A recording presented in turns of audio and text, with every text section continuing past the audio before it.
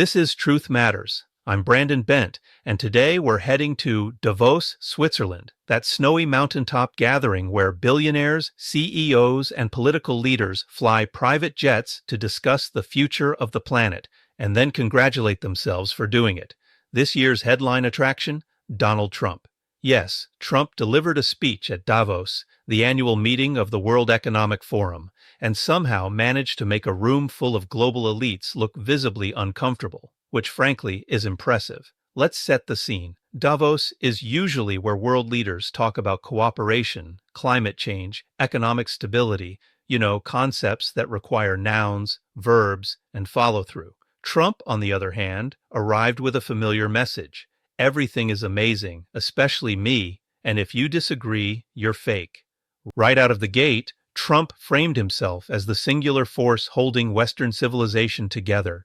Not democracy, not institutions, not alliances, just him, standing there, heroically. He told the crowd that under his leadership, America was respected again, which was an interesting claim to make in a room full of people who had spent the last several years quietly explaining to each other why they stopped answering U.S. phone calls after 2018. Trump praised tariffs as brilliant economic tools, despite the fact that most economists in the room had the same facial expression you see when someone microwaves fish at work. And then came the immigration section. Trump warned of chaos, invasion, and disorder, as though the Swiss Alps were moments away from being overrun by caravans scaling the snowbanks.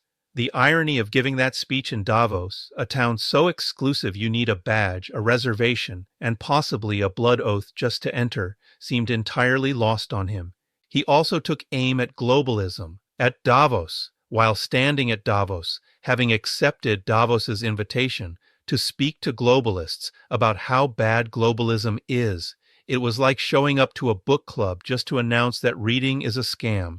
Trump promised strength. He promised dominance. He promised that the world would fall back in line once America started acting tough again. He did not, however, explain how yelling at allies and cozying up to authoritarians makes anyone safer, a detail that tends to matter outside campaign rallies. And that was the real disconnect. Davos is built on optics, carefully curated optics, polite language, strategic ambiguity. Trump doesn't do ambiguity, he does volume. So while the rest of the forum talked about climate targets, Trump talked about drilling. While others discussed global cooperation, Trump warned about betrayal. While leaders spoke in paragraphs, Trump spoke in slogans. At one point, he implied that America doesn't need international law because, according to Trump, his own morality is sufficient, which is comforting. In the same way it's comforting when someone says, "I don't need a map, I've got instincts."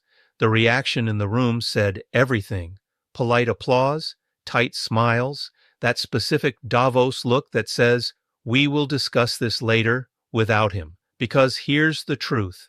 Davos is about power networking. Trump's speech wasn't. It was about branding. It was a campaign rally with better lighting and fewer red hats. And that's the takeaway. Trump didn't go to Davos to persuade world leaders. He went to be seen by them, to signal dominance, to feed a narrative back home that says, "I walk into rooms where everyone else listens." But listening and agreeing are not the same thing. In fact, if Davos proved anything, it's that Trump still speaks a language most of the world has moved on from. Grievance politics dressed up as strength, certainty without substance, confidence without coherence. And when that language echoes off the Swiss mountains, it doesn't sound powerful. It sounds isolated. That's Truth Matters. I'm Brandon Bent. And remember, just because someone has the microphone doesn't mean the room is on their side.